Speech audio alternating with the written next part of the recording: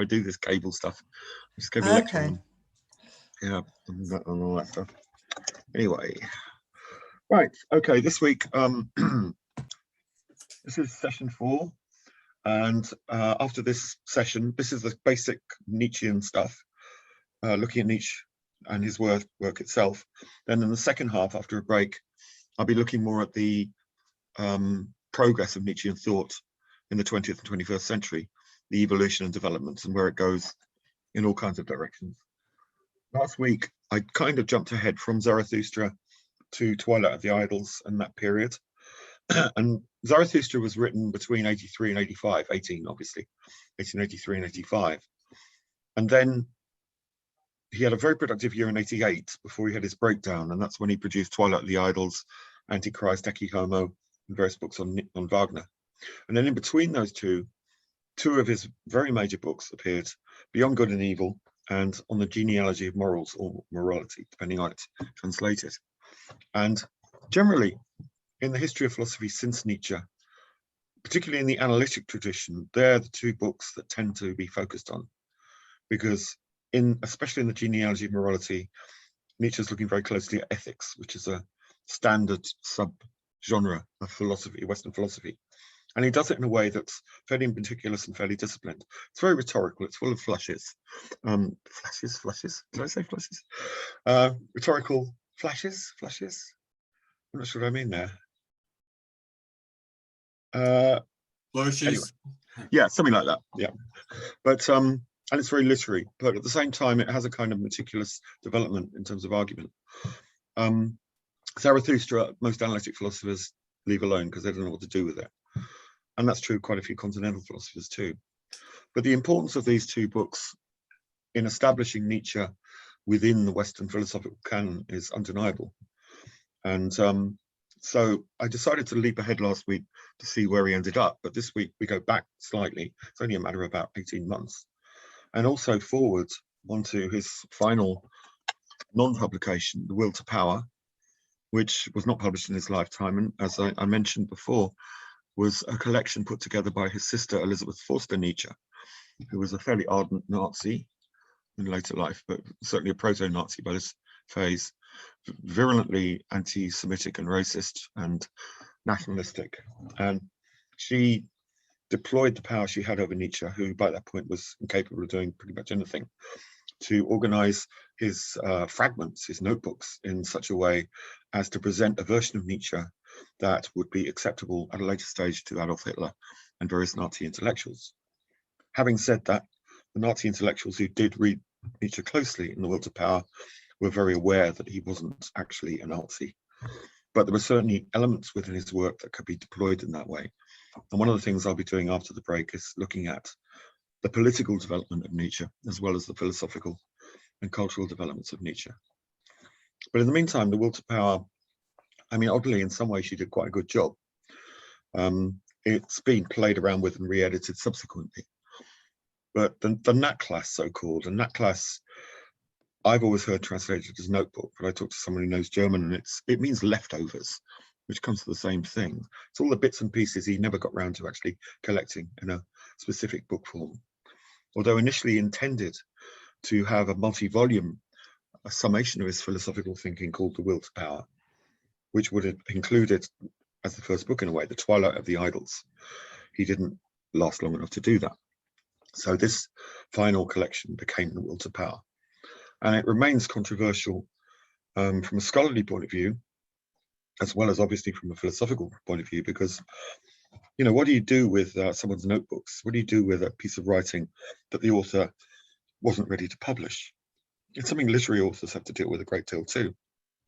You know, that forgotten novel that was in the drawer. John Steinbeck has had this recently. Steinbeck, who some of you may know, wrote The Grapes of Wrath and East of Eden. These were great books of the American Depression from an American kind of socialist. Very brilliant books, very powerful books. But it's recently been discovered he wrote a werewolf book, which is rather surprising because he was a very realist writer, very concerned about the displaced hundreds of thousands of people in the Great Depression, and in The Grapes of Wrath, their travel to California to try and find work in the Dust Bowl. So discovering he wrote a werewolf novel is odd, intriguing, but he didn't publish it. He wrote some of it and set it aside. So is it right to publish this or not? Well, this is one of those questions there's no clear answer to. But in the case of Nietzsche, the will to power is such that there are quite a few scholars who will have nothing to do with it, on the grounds that Nietzsche didn't finalize it. Nietzsche's last work was things like probably The Twilight of the Idols and Ecce Homo. They were books that he sent off to the publisher. The will to power was not. On the other hand, other writers have claimed, Heidegger being a prime example, who's a pretty important thinker in his own right, obviously, that the will to power contains all of Nietzsche's important philosophy at its most developed level. I don't think you have to make a decision one way or the other. I would say the will to power is full of fascinating snippets, but because Nietzsche wrote in snippets anyway, he had an aphoristic style for the reasons that we talked about over the last 2 weeks, and partly because of his illness, his difficulty in developing long arguments in writing and actually seeing what he was writing, but partly because he realized that he could express himself philosophically through that form in a way that was subversive of the mainstream of philosophy. So the fact that the will to power is collected in fragments possibly doesn't matter that much, but I leave you to decide that. I'll dig out a copy of the will to power and post it if anyone wants to dip into it, because if you haven't already, because it is fascinating. But it opens with this very famous sentence, which I will find for you, to which I gave the title of this session. Nihilism stands at the door. Whence comes this uncanniest of all guests? Right, this is how it begins, and it's very typical of Nietzsche to begin with a very captivating phrase. It's like the beginning of, what was it? Beyond Good and Evil, and this is something else I'll be talking about next after the break. Supposing truth is a woman, what then? Another question. And in Reality, Morality, I'm just looking at opening sections here. In the second essay on guilt, bad conscience, and related manners, he says, to breed an animal which is able to make promises, is that not precisely the paradoxical task which nature has set herself with regard to humankind? This whole ability that Nietzsche has to open something up in the way he does. When he talks about, what is nihilism? Whence does it come from? This uncanniest of all guests. It's a very, very concentrated phrase and a very concentrated question. But what does he mean by that? Well, let's think about it. I mean, one of the things I want to talk about today is nihilism, because it's a constant preoccupation throughout his life. And there is a kind of transition from his focus on tragedy, Greek tragedy, in the days when he's under the spell of Wagner and the Dionysian, to his later work on the will to power. And the figure of Dionysius runs all the way through it, which is quite significant. But one of the things I want to look at today is what is nihilism, the history of nihilism, and the importance of nihilism for Nietzsche, but also for us now. The other thing closely related to that, and it's the one that he addresses very directly in Beyond Good and Evil, is truth. So we're looking, as well as looking at the history of nihilism, we'll also be thinking about the history of truth. And then along with that, of course, the history of morality, because the genealogy of morality is partly about that. Though there is a distinction to be made between the concept of history and genealogy. And that's probably quite important before we move into these kind of historical accounts to think about. He wrote an essay very on history, the uses and abuses of history for life is how it's often translated, in which he looks at the way in which history was done in Germany at that time, which in some ways was not dissimilar to the way it was done in this country at that time, or France for that matter. There was a tendency to think in terms of history as a monumental history, often. History is actually a fairly new discipline. This is the first thing to be established. You don't really have history until the 18th century. There weren't histories before that. What you had before that were what they call chronicles. And chronicles were records of events often in a sequential form. But they weren't history in the sense that we came to understand it in modernity through, say, in this country, someone like Gibbon's Decline and Fall of the Roman Empire, or Macaulay's Lays of Ancient Rome in this country, that is, and plenty of equivalents in France, Michelet. or in Germany, humble. History was a way of looking at the chronicle of events and interpreting it. That was the distinction. It wasn't just telling a story. It's like just difference between, plot and story in conventional literary analysis. A story is a series of events. This happened, and this happened, and this happened, and this happened. It's similar to gossip. If somebody's gossiping about something, it's usually, and then he said that, and then she said that, etc. It's sequential. When you have a plot, you impose a certain kind of structure on it so that something is causally related to something else. That's the difference. And in a sense, this is what happens with history in the 18th century. The telling of stories, a chronicle of stories and events, becomes interpreted and shaped to bring it a meaning out of it. And in the 18th and 19th centuries, that meaning, because so much of this work was being done in the newly emergent nation states of Europe, was related to the emergence of the nation state itself.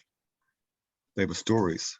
They moved from the mythological origins prior to that to a more rigorous way to tell a story about how France or Germany or Britain or Scotland or England had arrived at the place it was in.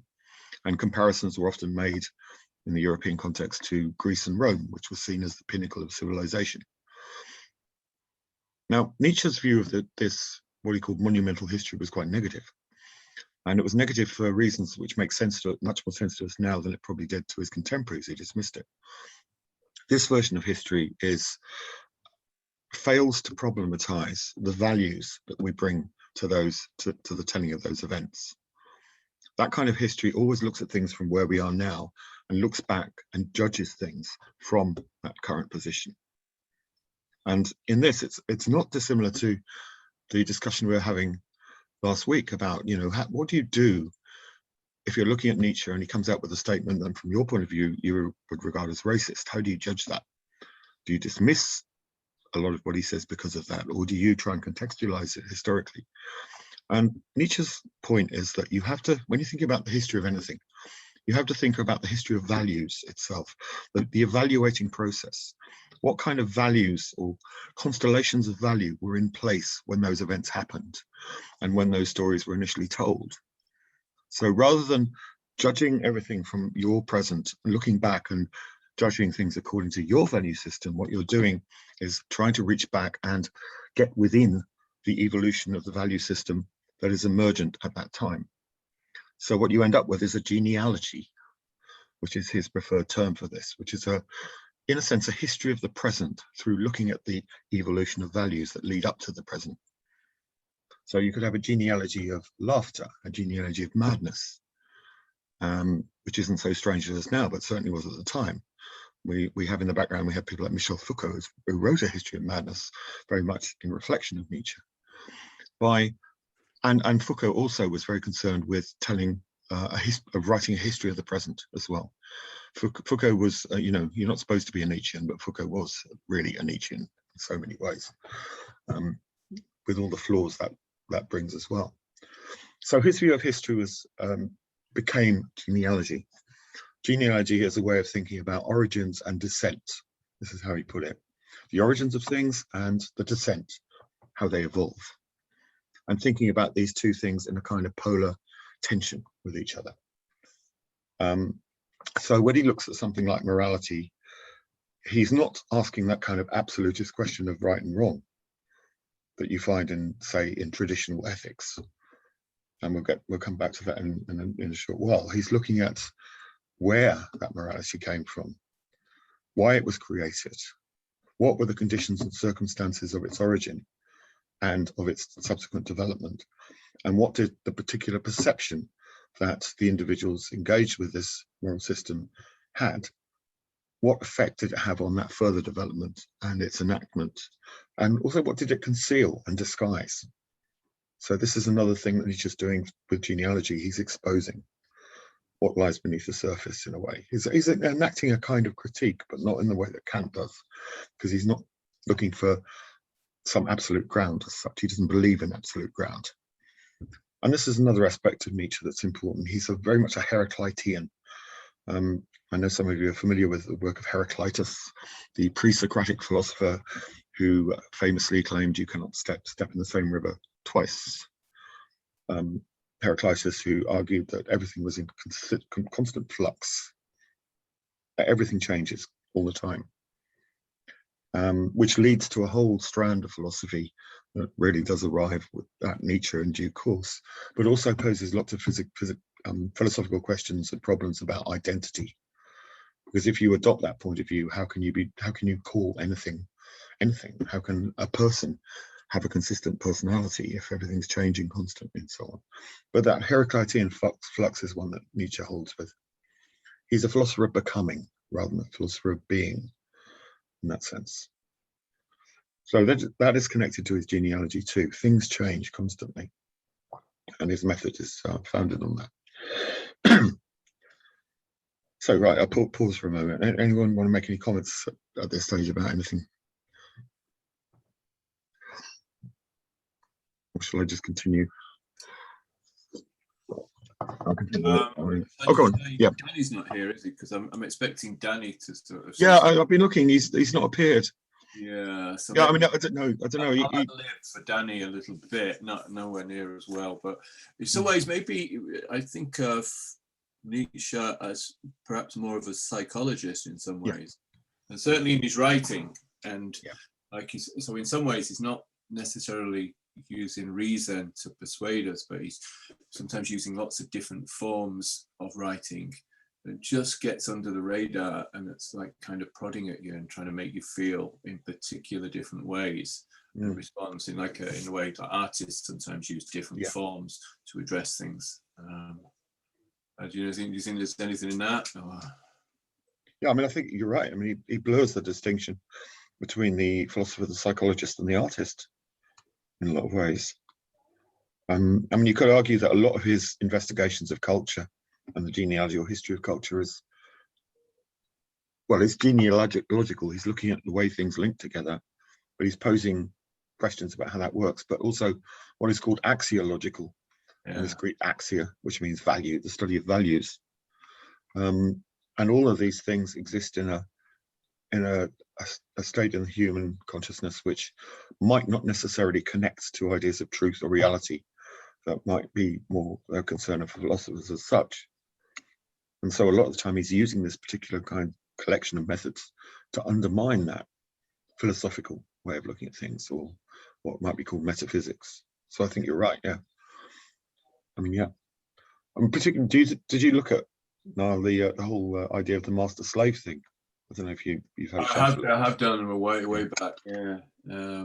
I think sometimes like the resentiment sort of idea, which maybe you can collapse into two. You can sort of go with it being a resentment in a traditional way of resentment, and then the French ressentiment, I think, which seems to be less cathartic, in that you just can't do anything with that feeling. And then the other side of it, where he's talking not so much about the herd, but the kind of ideas of just being placed into an urban, not maybe an urban, but a landscape, a sociological scape of being in somewhere, so that you need to respond to that. And this is again like back to his psychology. So you have within you these feelings that you can't manifest, so they come out as angry feelings that he gives vent to by his ideas. But I mean, if they're angry feelings, is it the frustration of not being able to express them then, you think? Yeah, I suppose what I'm saying is that maybe he's talking about as being not this kind person, even without the religion, but perhaps humans are kind of, in some places, they just can be quite angry beings that want to lash out, and cruel, sadistic beings at times. And the urban landscape encircles us and keeps us from being able to sort of manifest those things. So it's maybe. So they come out in other ways, you mean? Yeah. I mean, that kind of figures, because Nietzsche is a really intricate writer, so it's always difficult to try and generalize too much. You end up with a caricature to some extent, but in essence, the master-slave morality idea is founded on his notion of the origins of morality being, there was a time, pre-moral time, in which everything forms of behavior and ritual and so on were really founded on strength of some kind, and the strong tended to dominate, not just through might, but through what he viewed as a kind of nobility of character, which is very abstract and quite hard to pin down. But he kind of envisions a society in which law, for example, and judgment and so on are effectively material exchanges based on credit and debt, for example. But what happens with the birth of morality, which he identifies with the Judeo-Christian, is that decisions which were formerly legal become moral. They become inward. So the whole relationship between strength and weakness is a foundation of a moral system in which the weak resent the strong, because the strong are having much better lives than they are. The strong, the noble, the powerful are overflowing with life. They can do what the hell they like. They're materially well off, they're physically well off, etc., etc. So that their expression in life, their articulation of life, is a constant outflowing of that power. Whereas those who are in a weaker position haven't got that, and they start to become suspicious of life. They become pessimistic about the condition of life, and they resent the powerful. And in a curious kind of way, what he's suggesting with Christianity is the triumph of the weak. The slave morality dominates because there are far more slaves than there are masters in that kind of context. And so they inscribe that morality in the structure of culture and civilization. And that new morality is based around ideas of free will and conscience, these two things in particular. You have a conscience of right and wrong, and you are free to make that judgment. The essence of Christianity is about that very complex relationship between free will and action. This inwardness creates guilt and sin. Yeah, does that make sense? No, from what you? Yeah, that makes sense. Yeah. And that's a psychological observation. I mean, he's not actually, in a way, I think it's wrong to read him as saying there are two kinds of people, masters and slaves. No, I don't really want that. Yeah. I think what he's saying is there are two aspects of human agency, which even that it's just possible, isn't it? Sometimes it's just, I think it's just conjecture that there's these types of people or these different variations of people, and you could read it. You could see it as like civilization has built people up from those Homeric heroes, and we are now very different kinds of animals. But he wants to rush back to that, doesn't he? So sometimes I'm a little bit suspicious of that. He does come across like quite nostalgic about it sometimes. It's true, but he doesn't. I don't think he wants to go back. I think he wants to go forward rather than back. But to do that, he wants to unravel a lot of the things that happened since those Homeric heroes. So that the warrior figure of Achilles, for example, who has a particular attitude to fate, which is pretty doom laden, really. You die and you end up as a shade, and all you ever do is tell your stories to other shades in Hades. Nobody ever listens to you, no matter what you've done in life. It's pretty bleak. But Nietzsche's point is that the Greeks, at the same time as they had this very dark vision of where life led, affirmed it nonetheless. And what Christianity brought in was a kind of negation of that, and a belief in the afterlife, another place. Platonism as well. Plato had another world, and language became that, in which everything was okay, and that's what weakened us. So the slave morality is a projection of this other world in which judgment takes place. Well, he seems to be turning his back, doesn't he, as well, on Kant and ideas of God and free will, which Kant has kind of left open. So he's no longer moved. So he's just really, that's what when I say conjecture, that's what I mean. It's not. It seems like Kant has got to that point where you've still got God in the picture. You've still got the metaphysics there. And Nietzsche's launched himself away from that and decided not to sort of bother with that anymore. Yeah, well, he's quite critical of Kant. In particular, something like the categorical imperative. This idea that if you assert a particular ethical principle, like thou shalt not kill, whatever, it has to be universalizable. Any strong ethical position that you make has to be universal, has to apply to everyone. Nietzsche might he's not against the categorical and imperative. This is how I will behave is the difference, rather than this is how everyone should behave. Sure. So there is freedom there, but it's a different kind of freedom. It's not a freedom to coalesce.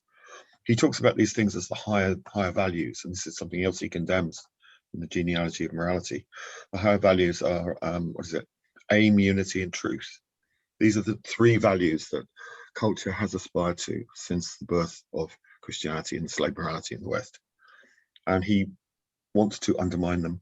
And this is what his analysis of nihilism is fundamentally about. So perhaps that's where we should go next. Yeah. I don't know. Nihilism is such a contentious word, and I mean, what does it mean to you guys? If I said I'm a nihilist, what do you think that would be? Not that I am, or am I? I don't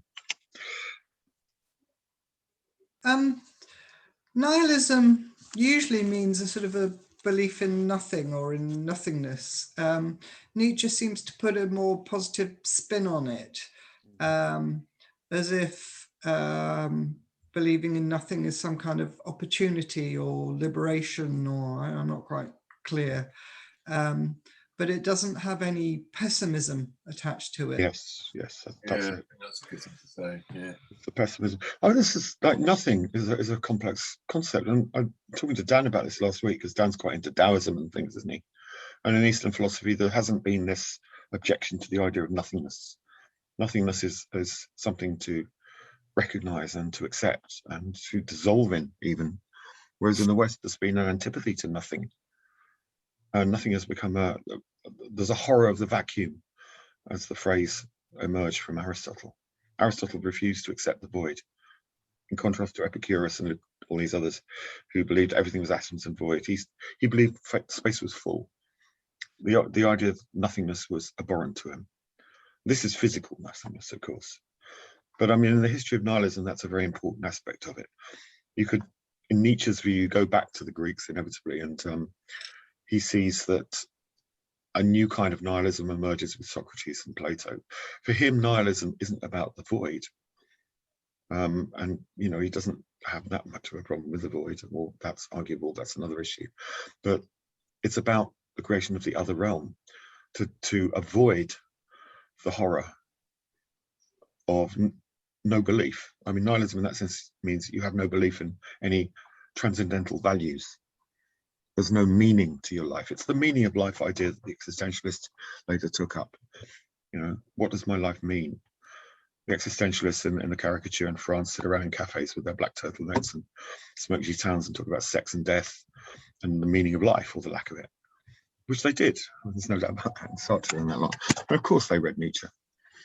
Camus, in particular, wrote that very, very good book, which bounced very obviously off Nietzsche, called The Rebel, and about metaphysical rebellion on the basis of the absurdity of existence and its meaninglessness. And in a sense, I think, who was it? Maybe Thomas Mann, the writer, who said, or maybe it was Camus, who said, nihilism has existed since the start of Western culture, certainly, maybe in a different form in the East too. But Nietzsche is the first thinker to bring it to consciousness, to actually identify it as a form of consciousness. And this is really important because Nietzsche establishes a kind of genealogy of nihilism as well, because he sees nihilism as a positive thing and something to be used to get beyond it. He doesn't accept nihilism. He doesn't want to stay there. But as with morality, he's not against morality. He's not against slave morality even. He sees morality and the emergence of Christian morality as a very important stage on the way to the Übermensch, in a way that's not dissimilar to, say, Marx, who certainly had a lot of very positive things to say about capitalism. Capitalism had created amazing things in the world by the mid-19th century, but his point being that, yes, that's true, but we don't stay there. We need to go beyond it. And this is, in a way, Nietzsche's view of nihilism and morality. So you go back to Plato and early Christianity. The creation of another world means you refuse this world. It's life-denying. It's saying, I cannot affirm my existence in this world. If you're a strong individual, you will affirm that existence, as you said, regardless of the darkness of your prospects. Pessimism is not acceptable. You're a willful optimist in the face of the most ghastly and horrible fate, regardless of what it is. The Greeks had this idea of Moira, remember, the three fates, the three women, one who rolls out the thread, no, one who produces the thread, one who rolls it out, and the other who cuts it at a certain point. And, you know, everyone has their fate. And there's nothing you can do about it, you know. If your time has come, your time has come, that's it. And the same applies to your capacity for happiness. As one playwright put it in, Jean-Louis in his version of Antigone, you know, when you're born, you're thrown the bone of happiness. And as soon as you've eaten the meat off that bone, that's it. That's all you've got, you know. This is fatalism of a sort, isn't it? For Nietzsche, this is something you should accept and affirm. That's the point. And people like Plato, thinkers like Plato, through his creation of a higher realm and the Christian tradition with its creation of heaven, avoided that. They avoided that affirmation by escaping into another realm, which he associated with the slave morality and the internalization of rules and judgment, and the transformation of those rules and judgment into concepts of sin and guilt. That's his psychological, I think you're right, Niall, yeah, psychological vision of the origin of Western thinking. So then his point is, in his later works, from Beyond Good and Evil onwards anyway, certainly, if not before, is to find what we do about that. And this is Beyond Good and Evil comes after Zarathustra. And he himself says this is a move from his yay saying to his nay saying. I was talking to Karen about this earlier. There seems to be a lot of yeses in Zarathustra and before, and then there's a lot of no's after that, which is probably significant. So yeah, how are we going to do this? Well, what is the history of nihilism? Well, if you go in philosophical terms, you have certain points. Descartes, for example, who decides to engage in radical doubt. You know, what can I be sure of? Can I be sure of anything at all? Can I be sure that the universe exists? And some of you will have encountered Descartes' demon. What if everything around me is a construction of some kind of demonic presence, some demiurge, just designed to torment me, but none of it is real? How can I prove that isn't the case? This is a beautifully paranoid vision, which is surely the essence of Western philosophy, is paranoia in a sense, isn't it? Horribly paranoid. And does anybody remember how he gets out of that one? Just out of interest, I know what Descartes you've done, various courses or in your reading. The very act of doubting wouldn't happen if you weren't a you to do it. Yeah, I think therefore I am, is famously cogito ergo sum. The one thing you can be sure of is the fact that he exists, because if he didn't exist, he wasn't be able to doubt the existence of anything else. So he reduces everything to that. He can't be sure of anything in his perception, because the world is full of distortion. People dream, you know, it might be a dream. How does he know it's real? He follows that through very, very well. And then he comes to this point of cogito ergo sum. I think therefore I am. One thing I can be sure of is my ego and my ability to think. Now there are problems with that, but that's where he goes. So the nihilism he's moving fully towards, he manages to avert at that moment by asserting himself. But what that could mean is absolute solipsism. Maybe it's the only thing that exists, and everything else is a figment of his imagination. And then he brings in God. And this is how he gets out of it. And it's a really bad move. A cosmological argument, so-called, based on the idea that the definition of God is perfection. And I mean, the argument is ridiculous. You can look it up if you want to, but it was a very common argument in theological circles, and still is, that God has to exist because we have a concept of God, and we have a concept of a being which is omniscient and omnipotent, and that being has to exist to enable us to have that particular concept. This is how the argument goes, and it's full of problems, but nonetheless, that's where he goes with it. So he skates over the nihilism, and then that gets picked up a little later by the Scottish philosopher David Hume, who is probably an atheist, although he's not overtly so, because it was quite difficult to be then. But you know, he argues about causality. How can you be sure of anything? He believes that Descartes made quite a few mistakes with the cosmological argument. You know, you can't be sure of, you know, God as a guarantee of the existence of anything at all. Causality, what about causality? This is something he focuses on. We have this idea that one thing leads to another thing. But this is only based on prior experience and memory. We can't be sure of our memories. We have this idea that the sun rises every day, and we can state that as a categorical truth. The sun rises every morning, but you can't be sure of that. It might not rise tomorrow. And, you know, Hume famously comes up with the thought experiment, another great paranoid thought experiment, that maybe I've only just come into existence and some creature has put all these memories in my head just now, a few seconds ago. This room, all the people I've ever known my whole life and so on. It's one of those things that Star Trek has played around with a few times. And his answer to that is actually, well, you can't be sure of anything. And he used to reach a certain stage in his argument where he decided, well, I can't be sure of anything, can I? And he used to go off and play backgammon with his friends and drink port, and forget about it for a while and come back to philosophy. So, you know, he's the next stage in nihilism, although British philosophers, of which he is generally included, are thought to be quite dull. They're not.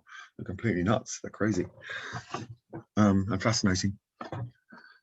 So that's nihilism. Then through Kant, and Kant creates another kind of nihilism because he, through his critical thinking, develops a picture in which we can never know reality, noumena. We can only know phenomena. The phenomenal world comes through the senses, shaped by our understanding and our imagination in various ways. But the reality out there is not accessible. That's the essential argument of Kant. It's much more complicated than that, of course, but you know, this is what a lot of philosophers that followed took from him. And this inability to grasp that reality leads to another kind of nihilism.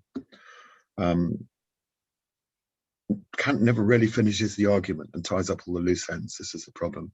And so those who follow him pick holes in that argument endlessly. And there's a guy called Jacobi, a philosopher called Jacobi, Jacobi, who coins the term nihilism. And his argument that Kantian thinking leads to nihilism. You cannot be sure of anything. You can't necessarily believe in anything at all.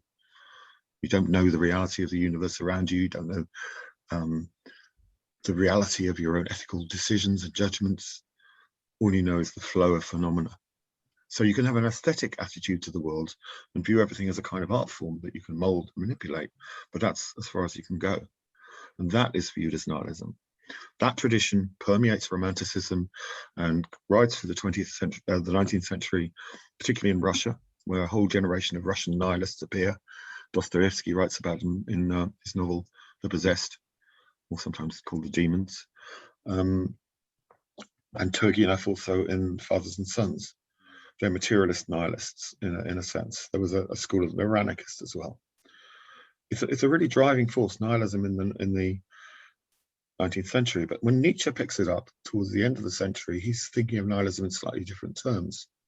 For him, nihilism is again attached to this idea of the creation of another world through which we judge this world. That's his version of it. All these things may be the case. Perhaps Kant has led us to this place of absolutely radical contingency in which we can't be sure of anything. If that's the case, then we go with it. And that's how the true world became a fable from Twilight and the Idols, is tracing out that path to this position where we can't be sure of anything. So what do we do about it? That's his point. And for him, what we do is we confront it and we affirm it and we build from it. So he looks around and he sees nihilism in religion, obviously, but he also sees nihilism in a lot of the politics of the time as well. He's deeply suspicious of democracy because he sees the herd, the masses, the crowd as a kind of abstraction, which is not dissimilar to that otherness of Christianity and Platonism, the otherness that we place in language, a place where we can talk about truth and good and bad and all this sort of stuff because it's other, right? So that's what he's trying to confront. This is the point at which you arrive at nihilism and its diagnosis and then its prognosis from that point. So that's a brief history of nihilism anyway. I don't know if you remember that, you know, in Zarathustra, he talks whatever about the last man and the Übermensch. So the last man is an example of nihilism before he actually really gets down to nihilism.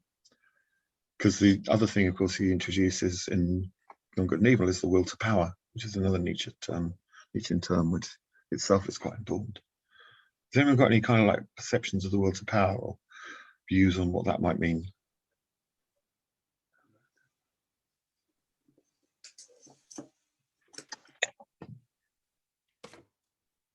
Go for it, Noel. I'm just thinking it's a throwback to Schopenhauer, isn't it? Mm. His will to pessimism, if you like. Yeah. Just off the top of my head, I'm thinking he's taken that and he's not got the Eastern idea in there. He's not got the Upanishads in there. He's got kind of a more positive nihilism in it. That's what's a famous saying? What won't kill you will cure you, or something like that. Yeah, what doesn't kill me makes me stronger. That's right. Yeah. Something you get on the back of a lot of extreme metal albums and things. Yeah. I love Nietzsche.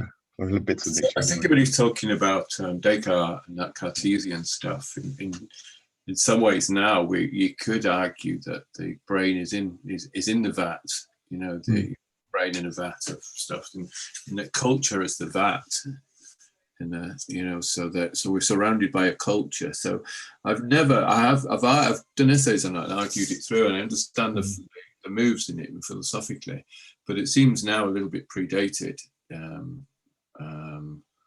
In that, culture is the vat, and you only have to watch a Jim Carrey film or something like that to see how that can take place, or The Matrix or something like that, can't you? To see how people can be completely hoodwinked by simulacrums. What Jim Carrey? I'm sorry, go on. Yeah, go on. I was listening to someone talk about Fanon. I don't know if you've heard about Fanon. Frantz Fanon. Yeah. And his idea of power, and it's a bit like Nietzsche's idea about no,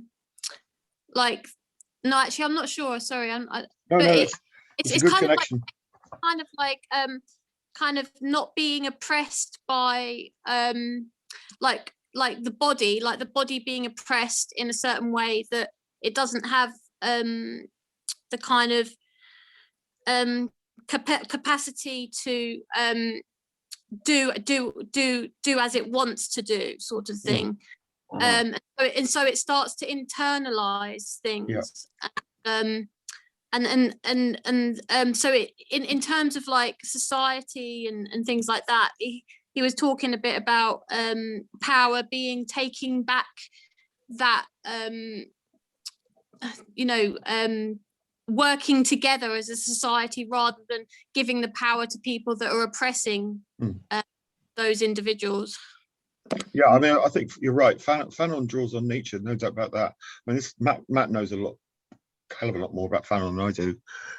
He's done some work on his stuff, but yeah, I mean, one of the things he's arguing is about colonialism and the way that the subjugated Africans under French colonial rule in particular, but generally under imperialist rule, adopted a certain kind of character to perform in a certain way in relation to it, which was often internalized. So, you wear a mask of servitude in a sense and internalize that as a kind of servitude, or you might wear a mask which would propel you into some kind of comparison with the whiteness of the imperialist as well. And again, you'd internalize that. So Fanon, Sartre and Fanon were, I think, quite closely connected on this one. You have to kind of de-internalize that. It's not dissimilar to what Nietzsche's saying about morality. You're absolutely right there. That makes absolute sense. Yeah, I mean, there are obviously all kinds of nuances here that a specialist in Fanon would pick out, but it's definitely true. I mean, Nietzsche was in the air by that point. This is the generation of existentialism, and Fanon is the greatest of the black existentialists of that period. So yeah, that's a good point. But I mean, this also, what you're saying and what we've been talking about generally, and what I was saying, also connects with the whole question of power. If Nietzsche's talking about the will to power, it's a very contentious phrase at best, or Macht as it is in Germany. What does he mean by that? It's yeah, no. You had your mic off, that's why. Will to power.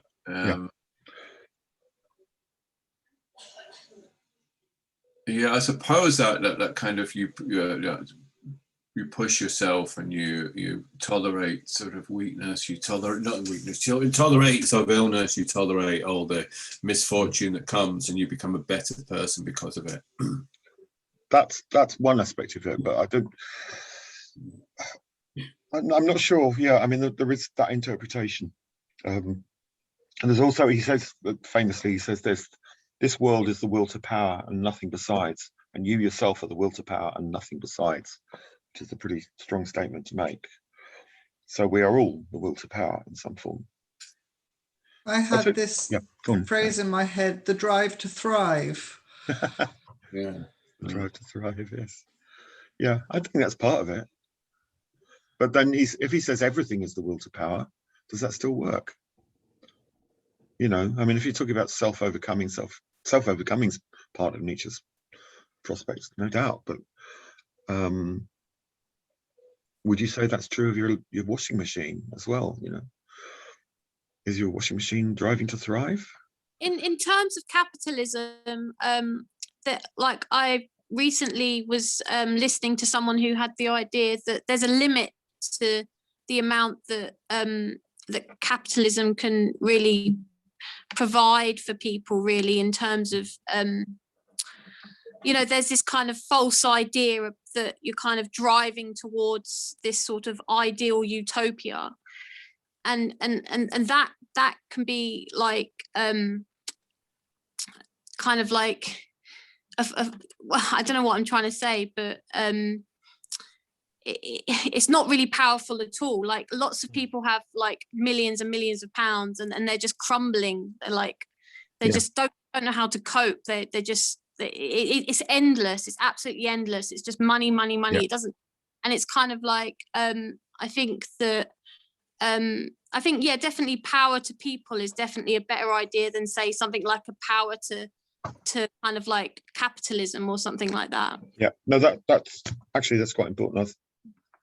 I'm going to bounce off that because I won't say anything now. I think can we have a break and then I'll come back to that, because I mean where we should go with this is the whole question of what is power and how does that relate to things like obviously capitalism and nihilism as well, because Nietzsche would certainly have had something to say about that particular vision of nihilism, as in his view, because he would view capitalism as nihilistic and did.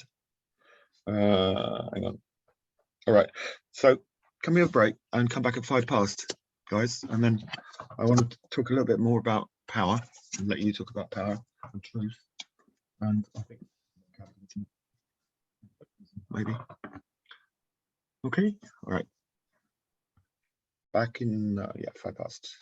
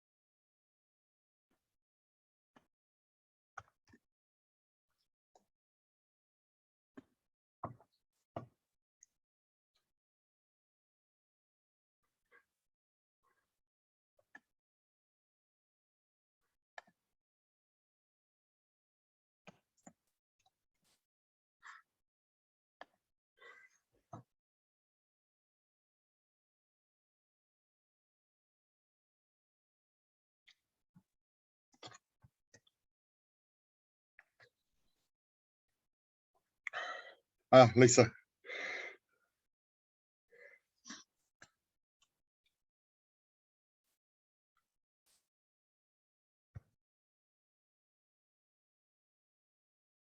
Hey, Karen.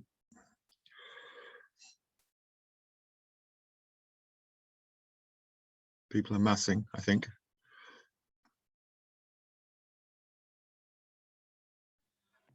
Can I ask about washing machines while they Yeah, go on. mass? Go on. So was he actually claiming that inanimate objects have the Will to same power. will to power? Do mountains count, but man-made things like washing machines not count? Is there some kind of... That seems to be the implication that sometimes, and I think it's not entirely clear. You know, when he starts writing about the will to power and beyond good and evil, it seems very much related to a human notion of excess. Right, from the Schopenhauer's version of the will to power, of the will rather, it's a rather abstract principle. You could just view it as the universe is composed of this force that drives towards self-preservation. And this idea of a force in the universe that is primarily concerned with self-preservation is one that you find in a lot of different forms of thinking. You know, you could argue that Taoism has its own version of it, although it's more perhaps more mystical than the Western version. Or Spinoza's idea of conatus is this idea of self-preservation. Everything is striving to continue in a sense, and that would be true of a mountain or a person in a way. Mountains get chipped away over time, tectonic plate move. It's a different velocity to the human, but nonetheless it strives to preserve itself. Now Nietzsche's claiming that this is a philosophy of the will based on lack. There's something lacking and it's trying to make up for that lack. Schopenhauer's version of the will is a bit like that. And this, whereas his is a more affirmative form of will, it's will as the production of reality. So you could actually view a washing machine as part of a process technologically whereby reality was coming into being. That's not impossible to be, and there are some object-oriented ontologists and philosophers who would argue that a washing machine in a sense has just as much agency as a human being if you reframe the understanding of what it is to have agency. So I mean there is a reading of the will to power, Nietzschean will to power, that would take on board the idea of a washing machine as being an aspect of that, yeah. But it's not like a washing machine isn't as yet. If you have a washing machine, it's not striving to become a better washing machine usually, is it? Or not my one isn't anyway. I don't know about yours. I don't know, has anyone got a washing machine like that maybe? I don't know. Washing machines tend to move towards their own self-annihilation, really, don't they? They do, don't they? Yeah. Yes. Yeah. I mean, there is that process, but I suppose, yeah, I don't know that when you start to get into these kind of areas with the will to power, it does get rather complex. But so, is it some kind of Deleuzian life forcey vitalism-y kind of thing? Well, it's certainly what Deleuze and Guattari take from it. Yeah. Yeah. The idea of desire for them is desiring production, which they oppose to their more traditional view of desire, which isn't, could be taken as another word for will in that context. Back to Plato, which is to make up for something that's lacking in some way. The classic example in Plato, in the Symposium, I don't know if you know the story, I think we talked about this in one of my courses, but the story of the origin of the sexes and of sexuality, where there was a time when human beings were always attached in pairs and in the form of a kind of cartwheel. The other half. Yeah, so you get these two male pairs, two female pairs, a male-female pair, and then for various reasons Zeus sliced them all in half, and they were perpetually looking for their other half. And this explains, kind of heterosexuality and heterosexuality for the Greeks as well, which is quite clever. But that is based on an idea of desire as lack, that you're always trying to make up for something that's perpetually lost. And Western psychoanalysis is based on this too. Freud, Lacan onwards, there is a primary loss when you're born.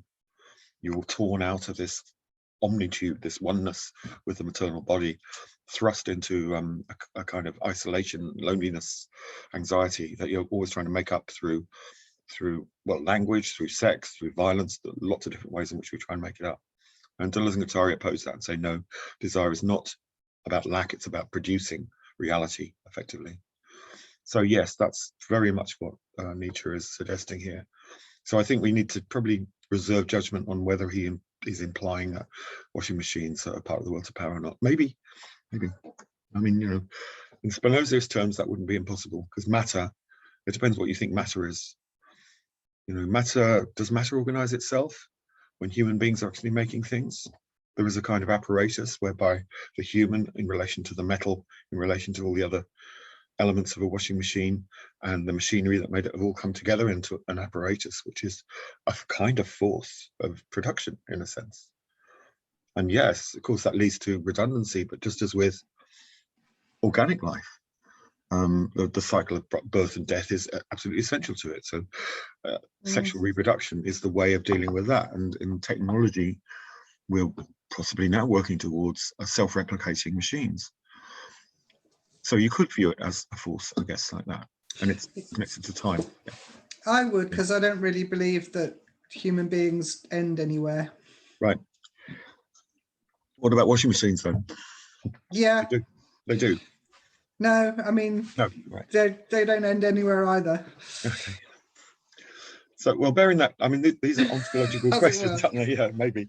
These are ontological questions, and they're related to the you know, as I said, kind of the psychological aspect, I guess. But how does that connect? Right. Okay. Well, in The Will to Power, he writes this: "What I relate is the history of the next 2 centuries.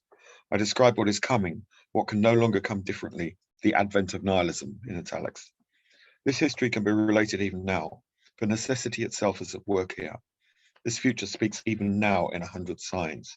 This destiny announces itself everywhere. For this music of the future, all ears are cocked even now." The music of the future is nice. "For some time now, our whole European culture has been moving us towards a catastrophe, with a tortured tension that is growing from decade to decade, restlessly, violently headlong, like a river that wants to reach the end, that no longer reflects, that is afraid to reflect." Which is a kind of apocalyptic way of looking at the 20th century. But he was right, let's face it. And for him, what is driving this is nihilism. And then he continues, what does nihilism mean? Question: that the highest values devaluate themselves. The aim is lacking. Why? Finds no answer. That the highest values devaluate themselves. This is really quite crucial. He has this idea of what he calls higher values that form the categories through which moral behavior and judgment is based. And these categories are aim, unity, and truth, these 3. The aim of a particular activity, you know, the end, what you're trying to achieve, the unity of things, events, people, the coming togetherness of things, the sympathy, the harmony maybe, and truth, the will to truth, which is a really central element of his discussion in Beyond Good and Evil, and also indirectly in Genealogy of Morality. So these 3 values, aim, unity, and truth, devaluate themselves according to this. This is nihilism. They no longer work in some way. So he then develops this kind of typology of different kinds of nihilism. And there are various ways this can be expressed, but one commentator has distinguished what he calls religious nihilism, radical nihilism, and complete nihilism. Religious nihilism is the kind of nihilism that is, you know, conventionally Nietzschean Christianity, or arguably Judaism and Islam as well, possibly other religions, but the view that there is another world somewhere, Platonism, New Age thinking, from which we can draw sustenance, when in fact that is a projection of our sense of evading reality for him. And that leads to all kinds of behaviors that are based on slave morality, doing things in the cause of religion. It might be politics as well. You know, the idea that there is a political viewpoint or ideology that you will fight and die for example, would be an example of this. You know, you believe in capitalism, communism, whatever, fascism, to the extent you die for it. It means you've created another world in which judgments take place. Then there's radical nihilism. He divides into passive and active. This is when those values have devaluated themselves. And what that means is radical nihilists don't believe in transcendental values. They don't believe in ideas of absolute right and wrong anymore. They don't believe they exist, or they believe that they're purely created by human beings for local, temporary, contingent reasons. They don't have any value in themselves beyond that intrinsic value. Passive nihilists, passive radical nihilists accept this but carry on anyway. And these are the people who would engage in capitalism, for example. They might engage in communism too. They might have been the people working in the Eastern Bloc and the Soviet Bloc under communism, under Stalin. They don't believe in it anymore. They don't believe in anything, but they carry on nonetheless. They might be people in a capitalist economy who don't actually believe in the values, that there are any transcendental values there, but they go along with it anyway. There's a sort of narcotic element to that particular vision of passive nihilism. But these would be represented by what Nietzsche would call the last men, who you might envision as people like Boris Johnson, be an example of that. Because Johnson, one would imagine, doesn't really believe in anything apart from his own self-promotion, or maybe that's unfair, maybe not. But he does it anyway, you know? And a lot of people clearly go along with that. So that would be possibly, maybe that's passive, or maybe that's active nihilism. Because an active nihilism accepts that, but tries to create something from it. I mean, maybe it's more positive than that. So Boris is probably passive, and I don't know, I'm trying to think of active nihilists. I mean, often artists would be included in that category to some degree. I mean, there is an affirmative aspect to that. There's also a negative aspect, because it could be someone who decides to become a dictator. Similarly, you know, someone who decides to use the lack of transcendental values to some end, which might be productive for others or might be destructive for others. There's no specific judgment attached to that. Then there's complete nihilism, which in his sense is someone who combines all of these others in some form. And complete nihilism is about resentment. It's what he calls decadence. And for Nietzsche, decadence is about resentment. It's about revenge against life, ultimately. Those who take their revenge against the system because it's failed them, because it hasn't got any transcendental values, it's let them down. It's a sort of the constructive response to absolute pessimism in a curious kind of way. So taking those kinds of nihilism and analysing them, diagnosing them, he wants to find a point in which we can, if we've devalued the highest values, we can re-evaluate all values. We can reconstruct values. We can become evaluating creatures. It is through the creation of value as an in itself, or values, that we move beyond nihilism. We accept that values are not there. This is where Iggy Pop gets it wrong. You know, he's looking for some new value, but nothing comes his way. Whereas in fact, he should be creating new values. You know, like his good mates Brian Eno and David Bowie were probably doing, or maybe he was. But that's a distinction. It's the creation of values, and not just that, but the evaluating principle in itself.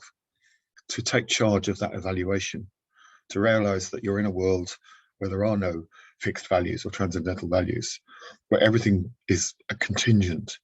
You know, you might disappear tomorrow. The planet might be blasted out of existence tomorrow. All these contingencies are feasible, and you have to evaluate and create value from that particular scenario. And he uses the imagery, lots of imagery, to describe this.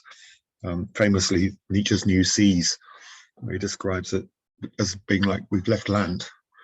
Not only that, we've burnt all our bridges. Not only that, we've destroyed the land behind us, and now we're on an ocean.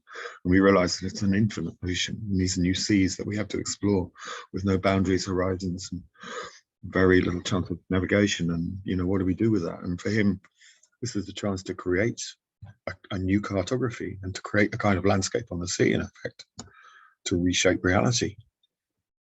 And, you know, you could arguably, you could see ways that what might fit into the contemporary technological drive to virtualize our existence, to allow people to create realities in virtual space, at least. Maybe, I don't know. Yeah. What of him? What new reality, what new evaluative processes did he actually enact? He didn't. He kind of went mad before he had a chance to do any of that. Yeah.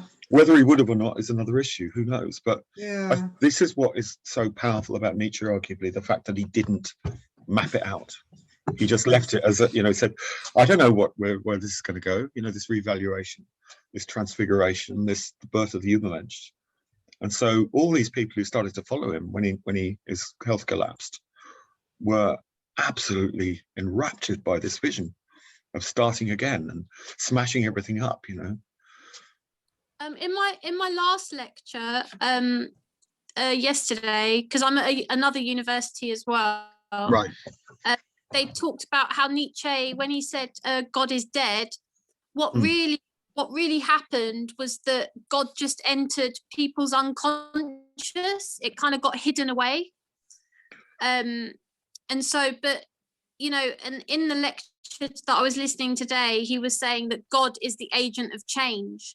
And I think that maybe, right. I think maybe that kind of Nietzsche still felt that energy that things could change, you know, but it was more sort of, I think he kind of had to disguise it. Yeah, no, I think Nietzsche was very positive about the idea of change, but he rejected the God. Now, there is a school of thinking that bounces off Nietzsche, which is maybe represented by as a guy called René Girard, who died recently, Girard, G-I-R-A-D, who was really focused on this whole thing of Dionysius versus the crucified. Girard was a Catholic and a Christian, and he was arguing against Nietzsche about the whole prospect of God is dead. Not dissimilar to this idea. Maybe this is where your lecturer was coming from, I don't know.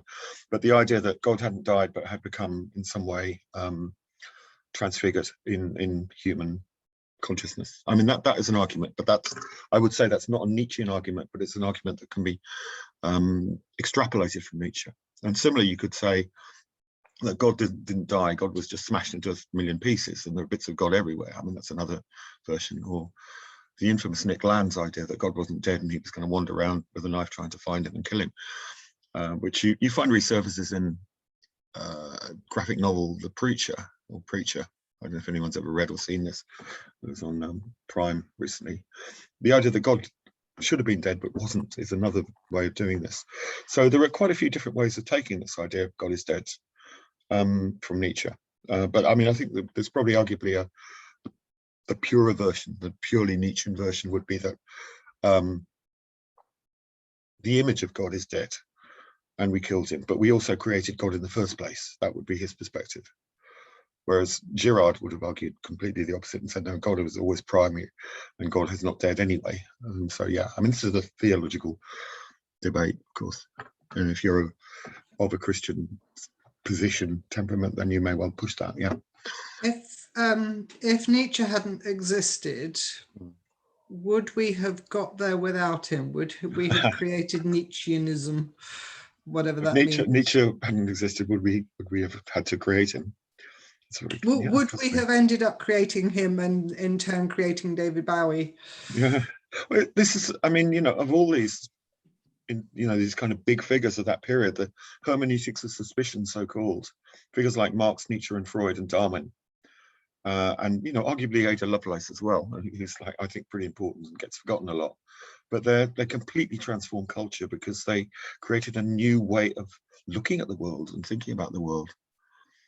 So yes, maybe this is contingency. Maybe someone completely different might have appeared, who had a different vision. We just don't know that. But I think Nietzsche's provided the narratives and the perspectives that have enabled a great outgrowth of different thinkings, thoughts, philosophies to come from him, whether in philosophy itself or certainly in literature and art. I mean, someone like Philip K. Dick wouldn't have been Philip K. Dick without Nietzsche, nor would Thomas Mann, you know, in more conventional literary terms. And quite possibly, you know, I mean, music. Suspect Zarathustra by Richard Strauss was the opening for 2001: Space Odyssey, Kubrick's film, which is very important. But I mean, you can see the Nietzschean connection there very clearly, both in Kubrick's adaptation of Clark and in the music that's used. So, the other ones that you cited, you know, the Freuds and the Marxes, they tended to systematize and describe and shut down, whereas Nietzsche seems to have kind of opened up myriad possibilities. There seems to be quite a striking difference, to my mind, between those other great innovative thinkers. They were sort of more around description and problem solving. Nietzsche seems to be kind of philosophically poetic. in the way that the others Yeah, that's the kind of irony of Nietzsche. I mean, Freud was familiar with Freud's Civilization and Its Discontents, which I think is a really great book. It's very dark and pessimistic and clearly draws on genealogy and morality as well, and maybe his version of it. But Freud was pessimistic. He didn't see much hope for us. It's certainly true. So he would have been not affirmative. But the irony of Nietzsche is that his early work he calls his yay saying, and his later work is nay saying. But actually, his later work is much more affirmative in that sense, because he's arguing for an opening up of a philosophy of the future from really unpromising beginnings in a way, building on his own personal suffering and extrapolating that as a kind of cultural malaise generally of modernity. And this is another aspect, modernity, what we call modernity, which, where does that emerge? You know, different times. You could say from the Industrial Revolution onwards, you know, modernity is about 200 years old, 250 years old, who knows? But the concept of modernity is one that from the very beginning caused people to criticize and critique it, to find it both fascinating and amazing and horrific at the same time.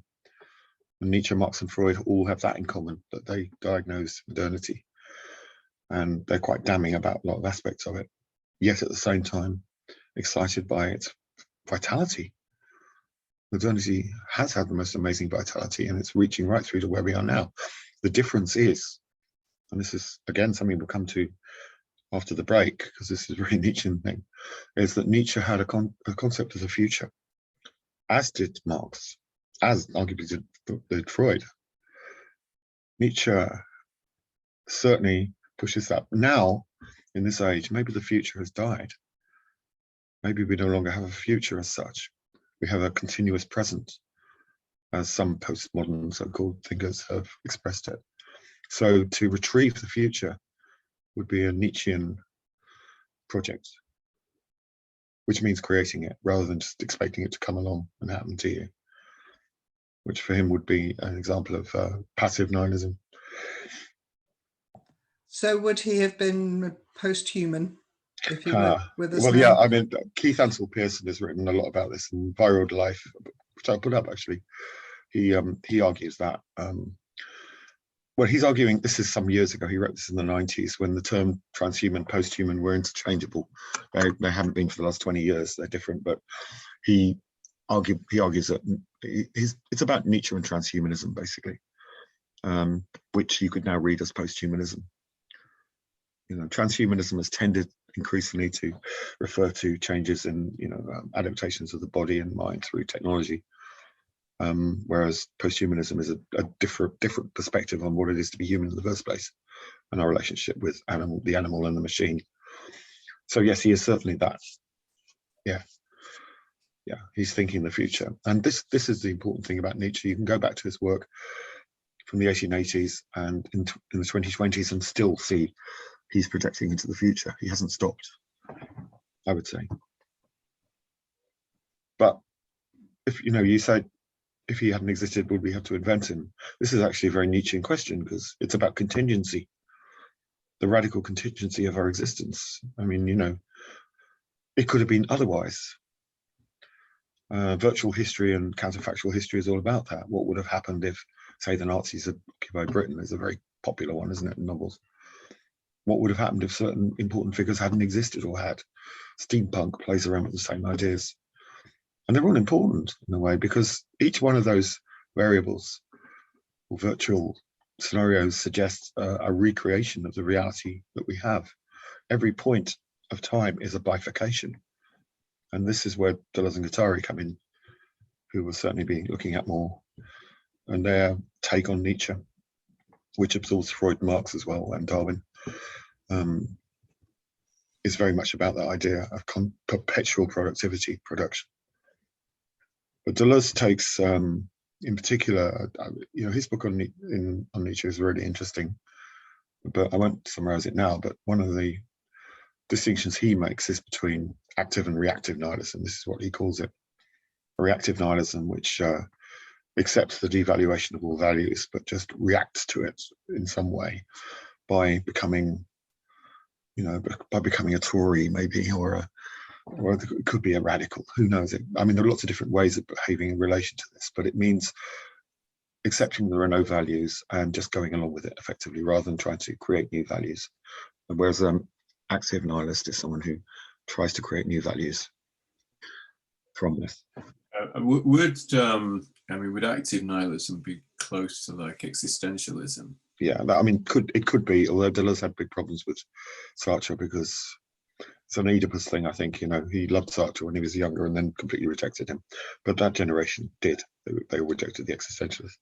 So I don't personally take that seriously. I think, yeah, existentialism, certainly with Camus. You know, the authenticity in that's stressed in existentialism seems to be similar to that Nietzsche talks about, doesn't he, about authentic self and will to power. But Heidegger takes him in that direction. This is really, you know, and Heidegger, although Heidegger was actually critical of existentialism, he is the founder of it in a way. He didn't want to be, but he was, because of what Sartre did with his work and span it in a different way. But his obsession with authenticity is based on a very Nietzschean perception of temporality and time. You know, and he wrote 4 big books about Nietzsche and nihilism to establish his own philosophy after being in time. And authenticity comes from that, absolutely. How do you bear yourself in relation to the fact of death, your non-existence, which is central to Heidegger? How do you find your way back to the original question of being, the meaning of being, which of course Nietzsche rejects being as such, but nonetheless we have the experience of being. So what does that mean? So yeah, I mean, that's absolutely right. Eternal recurrence is also something that Heidegger plays with, and then inevitably Sartre and Camus even more, I think, bounces off that, particularly in The Rebel with Camus. You know, how do you deal with your situation in the world? You know, you're thrown into the world of radical contingency. His approach is an aestheticization of existence like Nietzsche. The one thing we can do is create in that world. This is Camus in The Rebel, yeah. He talks about metaphysical revolt. We'd have said. Yeah. I mean, it's complicated by the political scenario they were all in and the arguments they were all having at the time, existentialism, but Nietzsche was a central point. And Nietzsche is rediscovered quite a few times. He's rediscovered via other writers, via Heidegger, for example, or Thomas Mann in Germany. And then he's rediscovered again via Georges Bataille and Maurice Blanchot in France in the 1960s, who, particularly Bataille in the 50s and 60s, who has a very, very original take on Nietzsche, Pierre Klazowski and others. But I'll get into that definitely in the second half of this course, because it is really interesting what they do with Nietzsche. And then the feminists, the Nietzschean feminists, like Sarah Kaufman and Lucia Irigaray and arguably Jacques Derrida as well. They all have their own version of Nietzsche, which is always problematic because there are always aspects of Nietzsche which are unacceptable to a particular viewpoint.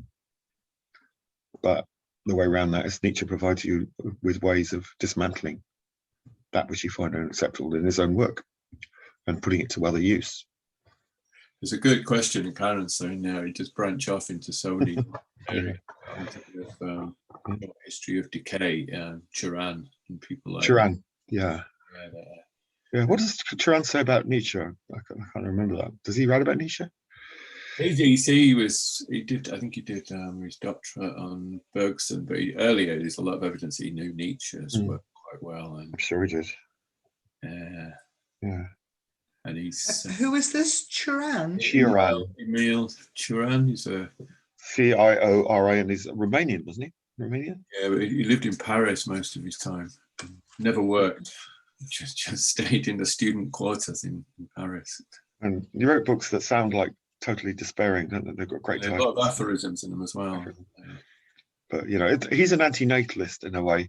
You know, Silenus in The Birth of Tragedy says it's better never to have been born at all. I mean, Turan takes on from there. Is that fair now?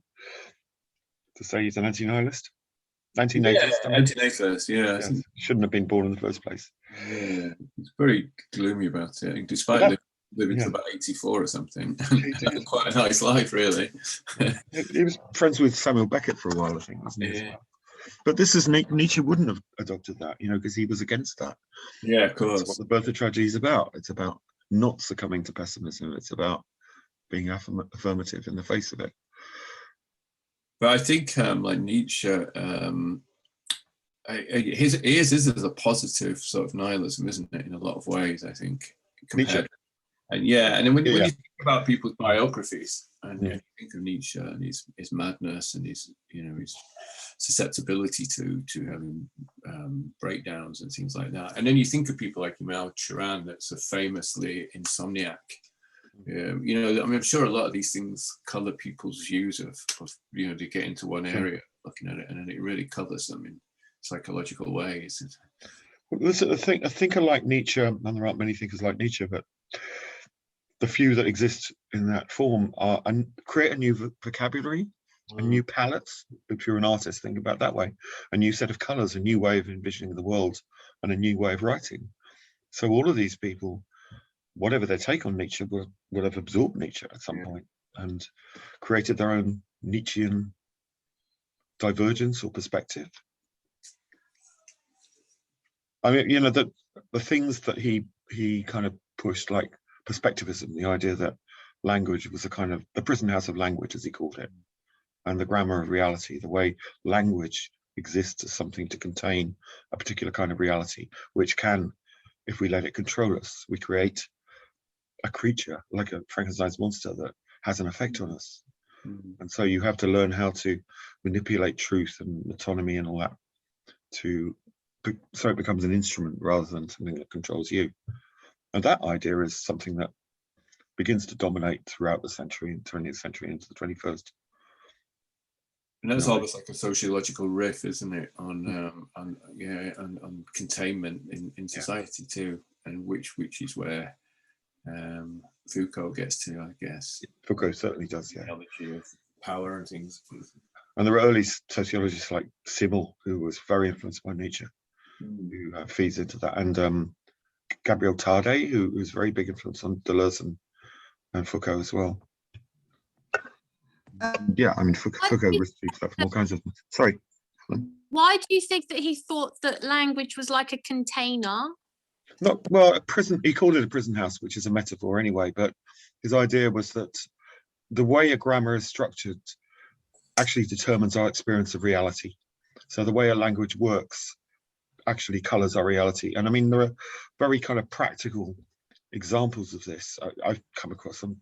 I'm sure you all have. I mean, I had a friend who was bilingual, completely bilingual in French and English. And I spent time with her in England, in London and in Paris. And she had two completely different personalities because of the language. And this is not uncommon.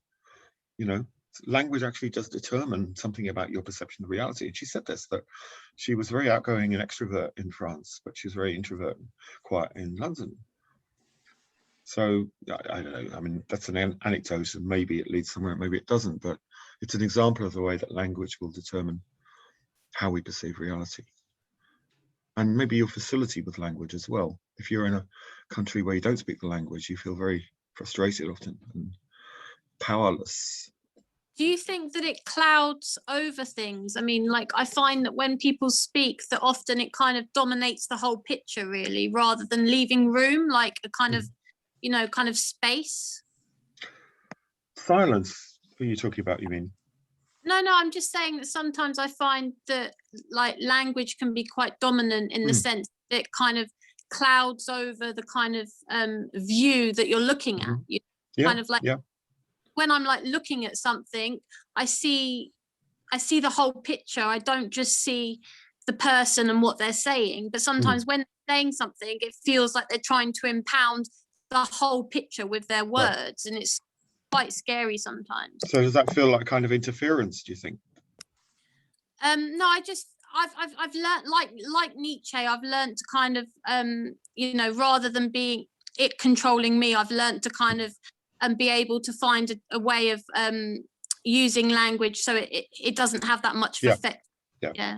So in a sense, that's a will to power, because you're taking charge. That's one version of it anyway, of language. But language the 20th century is very dominated by the study of language and philosophy.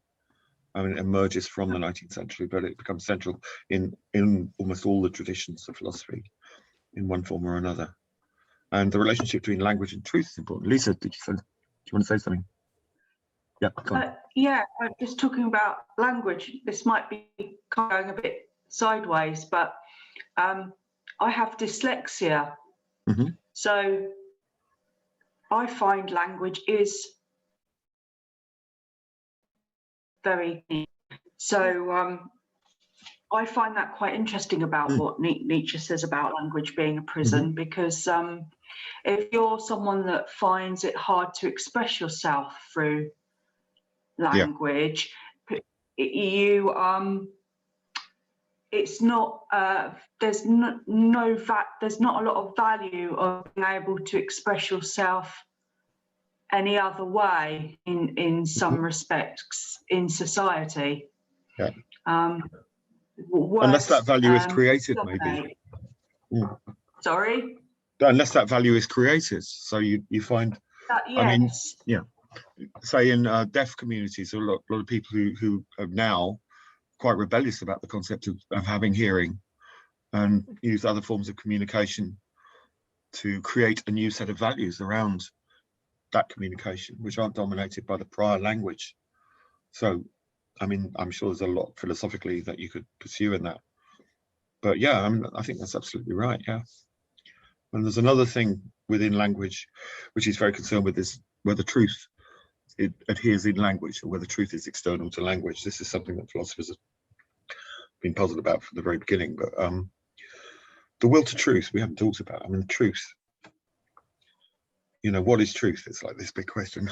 I mean, I find that, like, I also find with language that that I just get this feeling that it's quite stagnant, whereas like when I experience language, like especially philosophy, that it's kind of a kind of flux. Like I think Nietzsche mentioned something about a flux. Am I right?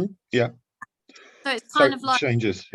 Yeah. So you know, it's kind of that idea that, you know, when you use words, that it can change us and evolve us. And but I just get this feeling that sometimes the language is, you know, quite stagnant and stuck in its place, you know, and it's kind of like it's kind of concrete. It's like a concrete slab or something like that, and it's like you have to kind of process it, kind of occupy your mind in some ways. It's like, well, I suppose we all have a different relationship with language at different times.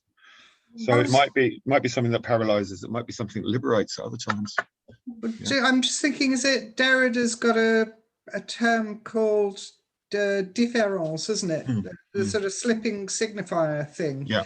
I always think of language as being entirely slippy and mutable. It changes according to time, according to context, according to the giver and receiver.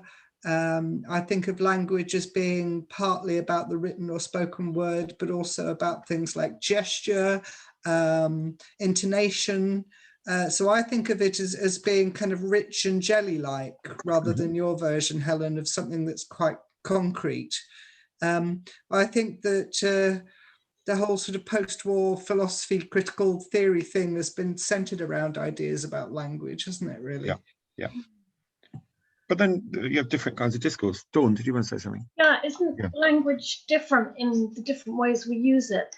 In that the language we speak, we often don't have chance to refine that before we say. But the language we write, we can refine again and again and again. Yeah, that's true. And what is more true, what we say immediately or what we work on and refine? And in refining that, the language is not about just the words we use, but it's the words we don't say, and the silence we leave around that language. And people can be quite different in terms of how they articulate their language and their skill at doing that in written and spoken word. So it's different for different people and different circumstances. And that can be a prison sometimes. Like, you know, I have the experience of people in my family who have quite severe dyslexia, And I know how that can imprison them in certain ways, but they can articulate very well other ways. Yeah. Yeah, no, yeah, God, it's such a big subject, isn't it? But you mentioned truth in that. I mean, some language is geared towards the presentation of truth. Some language is geared towards the presentation of exchange, or it may be some kind of poetic or aesthetic thing, or it may be just what they call phatic, which is very ordinary communication, like just saying, "Hi, how are you?" to someone. I mean, there are lots of different ways in which we use language. But Nietzsche is concerned, I think, in the main with the way in which we use language in relation to two things: truth and the way we use it artistically, and the relationship between those in particular. And he's concerned with truth because essentially his argument is that truth resides in language, because there is a correspondence theory of truth. I don't know if you've done any of this stuff, that truth is the way in which language in some way reflects that which is outside. And there's another version which says, no, actually truth resides within language itself. It is not about the outside world, it's about the language that describes it, if that makes any sense. So truth is really quite crucial, because you have different kinds of truth. You might have scientific truth, which is usually about whether something works repeatedly under the same conditions again and again. You might have poetic truth, which is far more difficult to grasp, or you might have religious truth, which can often be quite dominating. But truth is clearly connected to power in a lot of cases as well, in the law, for example, certainly in science and technology. Did Nietzsche only have the one word for truth? Did he differentiate between these different truths? As far as I can remember from, well, at least from Beyond Good and Evil, what is the term? He uses a single word for truth, yeah. I mean, we have different words for truth, I guess, don't we, in English? Veracity, maybe. Accuracy, that's not quite the same, is it? Proof, yeah. Yeah, they're all related, aren't they? There's a constellations of words around truth. But I guess what he's concerned with in that book is the will to truth. What is it about human beings that aspires to it? Why do we base our culture so much on truth? Why not on untruth? You know, and where does truth come from? Does truth arise out of error? He's playing a lot of interesting games with words itself, with language itself, to try and bring out the origin of truth. He's trying to find a genealogy of truth. You know, its origin and its descent. Where does the concept of truth come from? How does it change through history? And what forms does it take? And clearly, the forms of truth that were around for the Greek philosophers were not the same as the forms of truth that were later around for the, say, the Catholic Church in the Middle Ages. And again, that's a different kind of truth to the truth that the scientists start to focus on in the 16th and 17th century, which is different again to the kind of truth that Romantic poets talk about. And all of those things are different to the kind of truth that you try and express in certain kinds of promising. You know, that's one thing I meant to talk about, we didn't have time to, but we can get back to. But in the second book of Genealogy and Morality, he talks about what humans as animals that can make promises. And he tries to establish a genealogy of that. And I think that's, to use this word, true, isn't it? Are we the only animals that can make promises? Can other animals make promises? And if they can, do they lie? Well, yeah, can they lie? I mean, that's part of it. Do only humans lie? I think it's a concept, isn't it? Lying. So I'd be going along the lines of it. It's only humans that do this. Well, I mean, there is some evidence that we call it lying if it's deception. Yeah. If I you know, when the fox outwits the chicken. I don't know. Yeah, deception is very. Same way we don't call murder. We don't call animals murder. They don't murder each other. These are conceptions, aren't they? Really? This is it. So what is it that makes humans so different in that regard? And we do have a concept of truth, there's no doubt about that. And it's probably the case that foxes don't, but maybe they do. But they wouldn't need it, would they? Really? A cat doesn't need a concept of truth the way we do. the cat hasn't joined up with the herd, has it? As it isn't judged by the herd.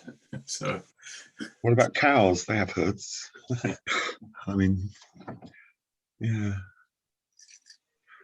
Yeah, I think I'm gonna probably finish soon anyway. So yeah, we're gonna have well, it's effectively 3 weeks break, isn't it? Because next week and the week after we're not running it. And right.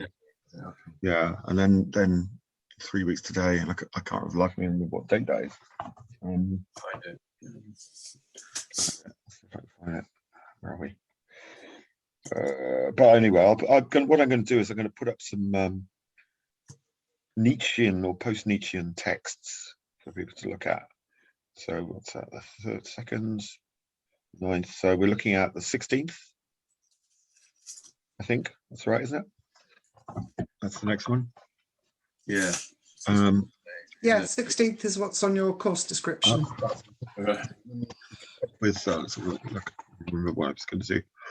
Oh yeah, Amor Fati, which is the love of life, and how that permeates thinking through the various isms of the 20th century, including existentialism and post-structuralism.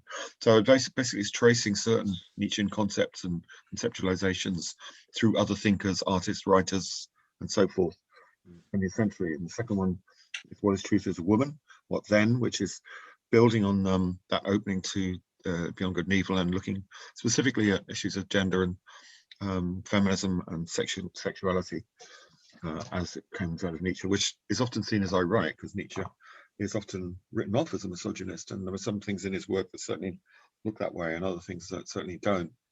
Again, it's how you read him. And then there's the got to make way for the Homo Superior. We look at the Übermensch as a concept. And then finally the Tightrope Walkers, which is about post-humanism specifically. So they're the 4 to come. And I'll stick up some stuff by people like Deleuze and Irigaray and Kaufman and Kazatsky for you to mull over in the meantime. So anybody want to add anything or make any points? Just a pop culture recommendation. Battlestar Galactica, the remake, not the kitschy original, is good, on iPlayer. There's 4 long seasons. You've got a fortnight to do it. iPlayer, is it? Oh, right, okay. Yeah. It's a freebie on iPlayer. It'll be there for months and months and months. But I just keep thinking it's full of Greek gods and eternal recurrence. So yes. Interesting take on religion and that as well, isn't there? Yeah. Because they're polytheistic, aren't they? And the cyclones, what they're called, they're actually monotheistic, aren't they? As I recall. Well, there's a fight between the many gods and the one true God. Right. It splits into factions by about season 4. The ending is worth the wait as well. No spoilers. I did watch it. I did watch it some years ago. Yeah, going through it all. It was really good. I really got totally obsessed with it. There's a lot of it, isn't there? But I just went through the whole complete set of Game of Thrones again, and that was quite a lot too. Yeah. There's a lot to be said for revisiting things. There is. I was thinking about that with Zarathustra. That's one of those books that you should reread every 15 years, I suspect. And there are spiders in that. There's definitely spiders in that. But yeah, I mean, the cultural influence and the cultural repercussions of Nietzsche is really interesting. I'm sure you find it in Galactica, yeah. I have to think about that, but I'm sure you do. Yeah. No, I was joking to Dan that if I didn't have the strength to actually read Nietzsche, I would just watch Battlestar Galactica and consider it my homework. Yeah, why not? Why not? Yeah. All right. Yes, I'm rewatching Penny Dreadful at the moment, which is quite enjoyable. Don't know if anyone's watched that. Eva Green. It's got a certain Nietzschean subtext. I'd recommend Snowpiercer. Oh, I've heard of yes, I haven't seen that. Well, the series or the film? No, it's a series. It's on Netflix. It's just 2 seasons, and that's quite interesting with power dynamics, with humans surviving the big freeze on a really sophisticated train. So there's about 1,500 people. They're the last humans circling the globe in a big freeze. So there's some really interesting dynamics there about power. No, okay, that's definitely on my list. And what is true. Yeah, one thing about lockdown, it's given us a big chance to really catch up with this stuff, hasn't it? There's so much out there, so much good stuff out there now. I mean, really, the quality is amazing. But yeah, we are in a golden age of television. We this are is what indeed. I keep telling people when they accuse me of never leaving the house. We are in a golden age of television. I went to the cinema last night to see Black Judas and the Black Messiah. Really? Yeah, and it's kind of interesting experience at the cinema because you're really spaced out between people, and you need a mask until you sit down. And I was wondering if I needed a mask when I sat down, but you realise you can't watch the film because your glasses, if you wear glasses, glasses just steam up in the mask. So now you can actually take it off, but there's a lot of space between people, and it's not quite the same experience. I mean, did you get used to it? I suppose you get used to this sort of thing again very quickly, don't you? Yeah, I think so. Yeah, it's nice. Last film I saw was Parasite when it just came out, and that was a long time ago. But yeah, yeah, people are going out, aren't they? Yeah. All right. All this talk about David Bowie. Yeah. If you don't, I'm going to promote where I work. Brighton Museum have the David Bowie exhibition at the moment. Oh. Yeah, you need to. I saw the posters for that. You have to book. Again, it's spaced out, isn't it? Yeah. Which is appropriate. Yeah. So these what are photos by people like Mick Rock and things, or what?